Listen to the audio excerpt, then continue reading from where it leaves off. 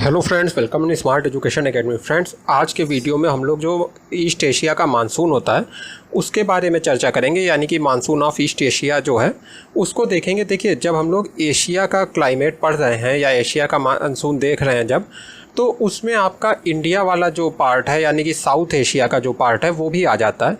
लेकिन उसको मैं जानबूझकर कवर नहीं कर रहा हूँ क्योंकि वो हम लोगों को पढ़ना है जब हम लोग इंडियन वाला जो पार्ट है, इंडियन का क्लाइमेट का जो पार्ट है उसको जब देख रहे होंगे तो हम लोग जो है एशिया में जो साउथ एशिया का मानसून है या इंडिया, बांग्लादेश, इन जगहों को जो मानसून इफेक्ट करता है उसके बारे में देख लेंगे। तो आज हम लोग बेसिकली जो प्राइमरी हम लोगों का फोकस होगा वो होगा मानसून ऑफ ईस्ट एशिया पे। यहाँ पे मैं केवल आपके सामने जो पॉइंट्स हैं उन्हें पढ़ूंगा और एक्सप्लेन करूँगा, और जो इसका हैंड रिटन नोट्स है जो मैंने बनाया है आपको पढ़ाने के लिए, इस तरह से है वो। तो ये आपको अभी पूरा PDF में मिल जाएगा ग्रुप में, जो अपना टेलीग्राम वाला ग्रुप है उसमें मिल जाएगा।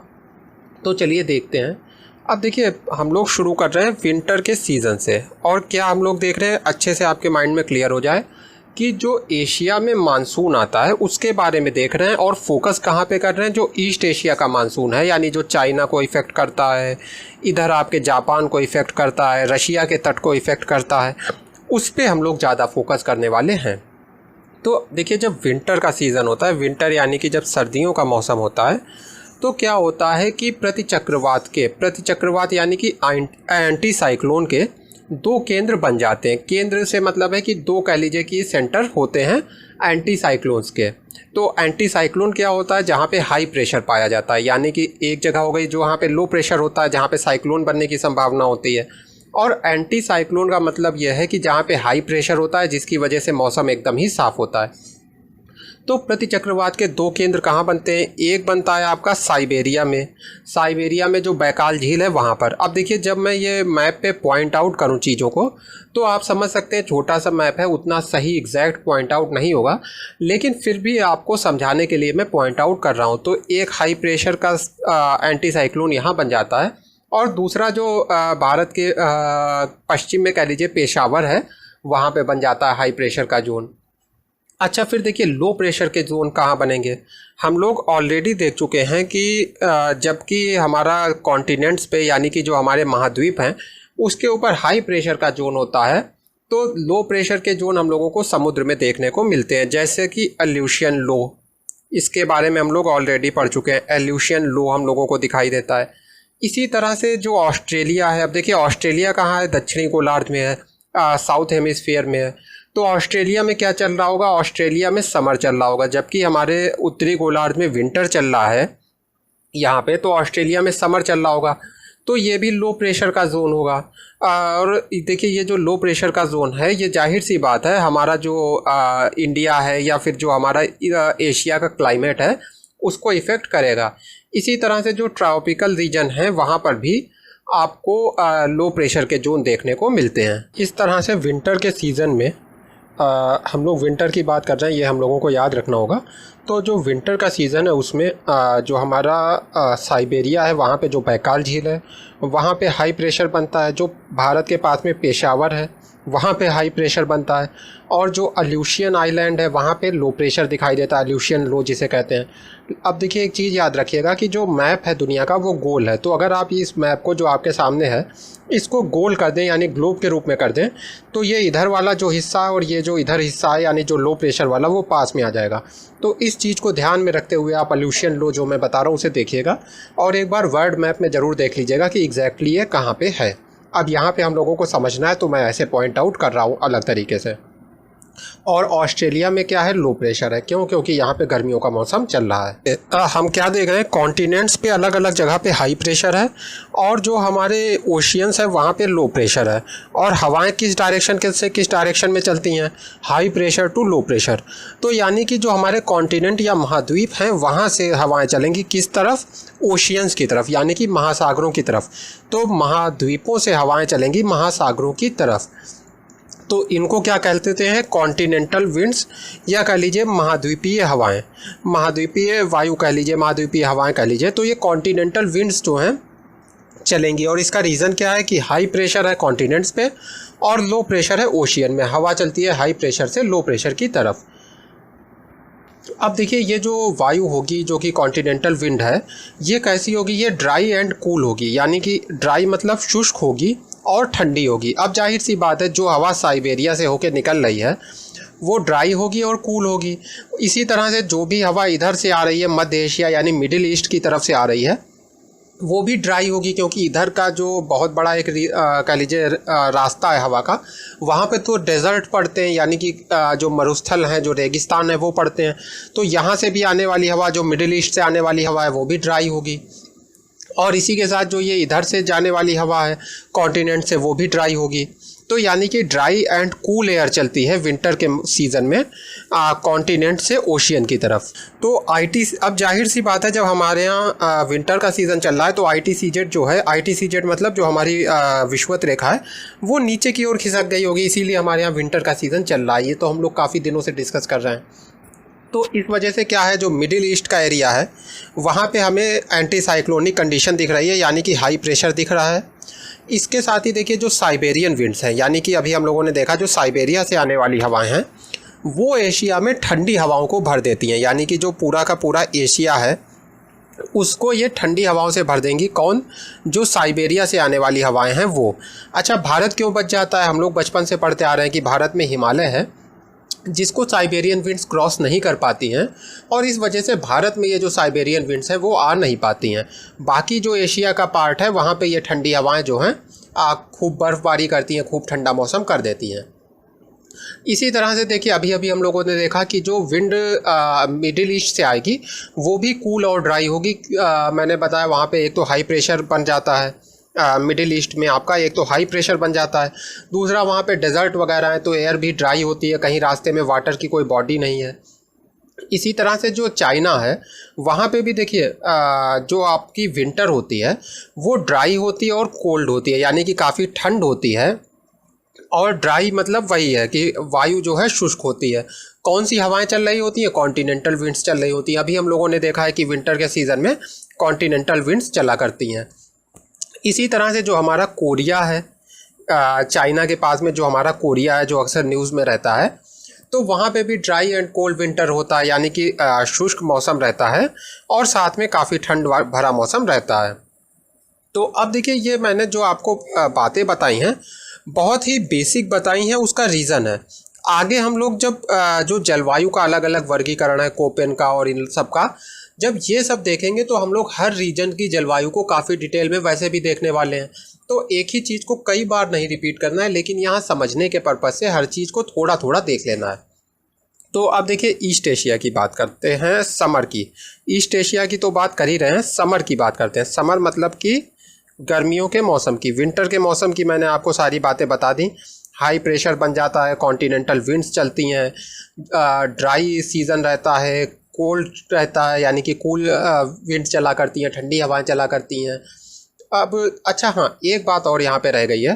पहले विंटर की एक लास्ट पॉइंट देख लीजिए जो कि काफ़ी इंपॉर्टेंट है, छूट जाता। जो जापान है, तो जापान में जब विंटर का सीज़न चल रहा होता है या फिर कह लीजिए जब हमारे नॉर्थ हेमिस्फीयर में, उत्तरी गोलार्ध में जब विंटर चल रही होती है, ठीक उसी समय जापान में बारिश होती है।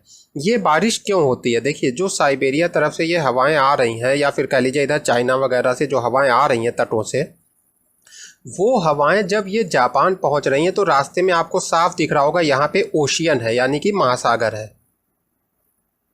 ये देखिए यहाँ पे महासागर है, तो यहाँ से इन हवाओं को जो है नमी मिल जाती है और जापान के जो वेस्ट कोस्ट है या फिर पश्चिम, जो जापान का पश्चिमी तट है, वहाँ पे जाके ये हवाएं बारिश करती हैं। तो जापान में विंटर में जापान में जो विंटर का सीज़न है वहाँ पे रेनफॉल होता है, जिसका रीज़न है कि ये जो आने वाली हवाएं हैं इनको जो ये बीच में समुद्र है वहाँ से नमी मिल जाती है। तो अब चलिए बात कर लेते हैं हम लोग समर की। देखिए समर में जो हवाएं मिडिल ईस्ट की तरफ से होके आ रही होती हैं, तो मिडिल ईस्ट को जो है समर में यानी कि जो गर्मियों का मौसम है उसमें ज़्यादा बारिश नहीं मिल पाती है। क्यों? अच्छा देखिए पहला पॉइंट तो यही है कि ITCZ जो नीचे खिसक गई थी, यहाँ पे आ गई थी, वो फिर से अब ऊपर आ गई होगी। जहाँ पे मैंने बनाई है वहाँ पे तो नहीं आई थी, ये तो गलत पॉइंट है। लेकिन खैर हम लोग समझते हैं कि जो ITCZ है वो ऊपर आ गई होगी, नॉर्थ हेमिस्फीयर में आ गई होगी, इसीलिए यहाँ पे समर का सीज़न चालू हो गया है। तो समर के सीज़न में क्या हो रहा है, जो ये अभी हम लोगों ने विंड बनाई मिडिल ईस्ट से होके गुजरने वाली, इनमें जो है ज़्यादा नमी नहीं होती है, इसलिए मिडिल ईस्ट में बारिश नहीं होती है। इसीलिए जो मिडिल ईस्ट का पार्ट है वो ज़्यादातर रेगिस्तानी है। अच्छा, इनमें नमी क्यों नहीं होती है? क्योंकि ये जिस पार्ट से होके आ रही हैं अफ्रीका वगैरह के, वहाँ पे ही ये पूरी की पूरी ड्राई हो जाती हैं और कहीं भी इन्हें वाटर रिसोर्स ऐसा नहीं मिल पाती है, वाटर बॉडी जो इनको फिर से चार्ज अप कर दे, जो इनमें फिर से कह दीजिए कि नमी ला दे। तो इस वजह से ये ड्राई विंड होती हैं और इस वजह से मिडिल ईस्ट को ये बारिश नहीं दे पाती हैं समर के सीज़न में। अच्छा देखिए, इंडिया की अगर थोड़ी सी बात कर ले तो इंडिया के जब वेस्टर्न कोस्ट पे यानी कि जो इंडिया का पश्चिमी घाट है, वहाँ पे जब ये मानसून की विंड टकराती हैं समर के सीज़न में, तो बारिश होती है और ये धीरे धीरे आगे बढ़ती हैं, हिमालय के पास जाती हैं, हिमालय से टकराती हैं और फिर पूरे के पूरे भारत में जो है बारिश होती है। अच्छा देखिए, एक चीज़ और समझ लीजिए कि जो हमारा इंडिया में आने वाला मानसून है उसकी इंटेंसिटी ज़्यादा होती है, यानी कि जो साउथ एशिया में मानसून आता है उसकी इंटेंसिटी ज़्यादा होती है। बहुत मतलब कि कह लीजिए ज़्यादा बारिश करता है, जैसे चेरापूंजी वगैरह देख लीजिए, बहुत ज़्यादा बारिश होती है। लेकिन जो ईस्ट एशिया में मानसून आता है, साउथ एशिया में बारिश ज़्यादा करता है, ईस्ट एशिया का जो मानसून है वो ज़्यादा पार्ट को कवर करता है, यानी कि वो ज़्यादा लैंड को कवर करता है, ज़्यादा जगह पे बारिश देता है, यानी कि एरिया वाइज वो ज़्यादा जगह पे बारिश करता है ईस्ट एशिया में जो मानसून जाता है। और जो हमारे साउथ एशिया में मानसून आता है उसकी इंटेंसिटी ज़्यादा होती है, यानी कि वो जहाँ भी बारिश करता है बहुत तेज़ी से बारिश करता है। जैसे अभी देखिए, आजकल देखिए तो बिहार वगैरह में बाढ़ आने लगी है, तो बहुत इंटेंसिटी के साथ बारिश करता है। अब देखिए, हम लोगों ने इंडिया का भी देख लिया, मिडिल ईस्ट का भी देख लिया। इसके बाद आती है आपकी जो आपका इधर को जाएगा चाइना की साइड। तो चाइना की साइड जो मानसून जाएगा, ये एक्चुअली में कौन सा मानसून होता है? ये साउथ वेस्ट से आने वाला ही मानसून होता है, आगे हम लोग पढ़ेंगे। यानी कि जो दक्षिण पश्चिम से आने वाली हवाएं हैं या फिर कह लीजिए वो व्यापारिक हवाएं जो विषुवत रेखा को क्रॉस करके हमारे उत्तरी गोलार्ध में आ गई हैं, जो कि हम लोगों ने पिछले वीडियोस में देखा है कि दक्षिणी गोलार्ध में जो व्यापारिक हवाएं चला करती हैं वो समर के सीज़न में ITCZ को क्रॉस करके उत्तरी गोलार्ध में प्रवेश कर जाती हैं, मानसून के रूप में यही आगे बढ़ती हैं। तो ये जो हवाएं आ गई हैं, यही हवाएं देखिए धीरे धीरे आगे बढ़ती हैं और चाइना के तट से भी टकराती हैं, तो चाइना को भी बारिश मिल जाती है। जो 40 डिग्री अक्षांश है हमारा, यानी कि जो उत्तरी गोलार्ध में 40 डिग्री अक्षांश है, इसके दक्षिण साइड में यानी नीचे के साइड में लगभग पूरा का पूरा जो एशिया का रीजन है, या फिर कह लीजिए जो पूरा का पूरा ईस्ट एशिया का रीजन है, पूर्वी जो एशिया है उसका रीजन है, पूर्वी एशिया का क्षेत्र है, वो जो है इस मानसून से प्रभावित होता है। मिडिल ईस्ट में डेजर्ट है, हम लोग पहले ही देख चुके हैं, तो वहाँ पे धूल भरी आंधियाँ वगैरह चला करती हैं इस टाइम में। अच्छा, जो सेंट्रल एशिया में हीटिंग हो जाती है उसकी वजह से जो हमारा पैसिफिक ओशियन है, यहाँ से भी विंड अट्रैक्ट हो जाती हैं। अब देखिए, ये कॉन्टिनेंटल विंड्स नहीं है। क्यों विंड्स नहीं है? क्योंकि ये महासागर से आ रही हैं महाद्वीप की तरफ। तो जो हमारा पैसिफिक ओशियन वगैरह है वहाँ से भी विंड अट्रैक्ट हो जाती हैं और हमारा जो एशिया का रीजन है वहाँ पे आने लगती हैं। प्रशांत महासागर से चलने वाली ये जो हवाएं हैं, ये रशिया का जो पैसिफिक कोस्ट वाला एरिया है, यानी कि प्रशांत महासागर से लगा हुआ जो रशिया का तट है, रूस का जो तट है, उसको प्रभावित करती हैं। और कहाँ से लेके कहाँ तक? जो हांगकांग का एरिया है, या फिर कह लीजिए जो हांगकांग है, वहाँ से लेके और रशिया का जो पैसिफिक तट है, यानी कि प्रशांत महासागर की तरफ वाला जो तट है रशिया का, वहाँ तक के पार्ट को ये जो हवाएं हैं जो कि आपकी पैसिफिक ओशियन से होके आ रही हैं प्रभावित करती हैं। ऑलरेडी हम लोगों ने देखा है कि पैसिफिक ओशियन से जाने वाला जो ये मानसून होता है, जो कि ईस्ट एशिया में जाता है, इसकी इंटेंसिटी लेस होती है, यानी कि कम इंटेंसिटी होती है, लेकिन ज़्यादा एरिया को कवर करता है। अच्छा, जैसे जैसे ये देखिए चाइना में आगे बढ़ेगा और जैसे जैसे ये नॉर्थ में जाएगा, यानी उत्तरी गोलार्ध की नॉर्थ ही हो गया हमारा, तो जैसे जैसे इस डायरेक्शन में ये मानसून आगे बढ़ेगा, वैसे वैसे जो बारिश है की मात्रा है या रेनफॉल की जो कह लीजिए कि अमाउंट है, उसमें कमी आती जाएगी और जो नंबर ऑफ़ मंथ्स हैं रेनफॉल के वो भी कम होते जाएंगे। यानी कि मान लीजिए ये जो तट हैं वहाँ पे मान लेते हैं कि अगर 6 महीने बारिश होती है या 4 महीने बारिश होती है, तो जैसे जैसे हम लोग आगे जाएंगे वैसे वैसे जो बारिश के जो मंथ हैं उनमें कमी आती जाएगी, 3, 2, 1 ऐसे होते जाएगा। ऐसा क्यों हो रहा है? जाहिर सी बात है, जब हवाएं तट पे टकराएंगी तो ज़्यादा बारिश होगी, और जैसे जैसे कॉन्टिनेंट में आगे बढ़ेगी तो वैसे वैसे हवाओं की जो नमी है वो ख़त्म होने लगेगी, क्योंकि सारी हवाएं जो हैं बारिश करके अपनी नमी को लूज़ कर देंगी। तो ऐसे में जैसे जैसे हम लोग नॉर्थ की साइड में बढ़ते हैं, ये पैसिफिक ओशियन से आने वाली जो हवाएं हैं, इनसे होने वाली जो वर्षा है या जो रेनफॉल है उसमें अमाउंट में भी कमी आ जाती है, और नंबर ऑफ़ मंथ्स जो हैं जिनमें बारिश होती है उसमें भी कमी आ जाती है। अच्छा, अब जाहिर सी बात है, देखिए कोरिया जहाँ पे है तो वहाँ पे तो बारिश होना ही है। ये जो पैसिफिक ओशियन से आने वाली हवाएं हैं या प्रशांत महासागर से आने वाली हवाएं हैं, वहाँ पर तो बारिश करेंगी। लेकिन देखिए जापान में ज़्यादा रेनफॉल या जापान में ज़्यादा बारिश नहीं होती है समर के सीज़न में। तो जापान में कब बारिश होती है? विंटर के सीज़न में। और बाकी जो कोरिया वगैरह है, जो हम लोगों ने देखा था कि काफ़ी ड्राई रहता है और कूल रहता है विंटर के सीज़न में, वहाँ पे समर के सीज़न में या फिर गर्मियों के मौसम में बारिश होती है।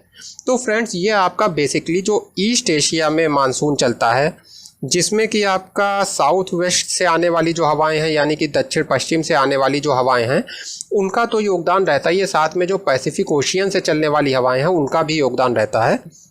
इसको हम लोगों ने दो पार्ट्स में देखा।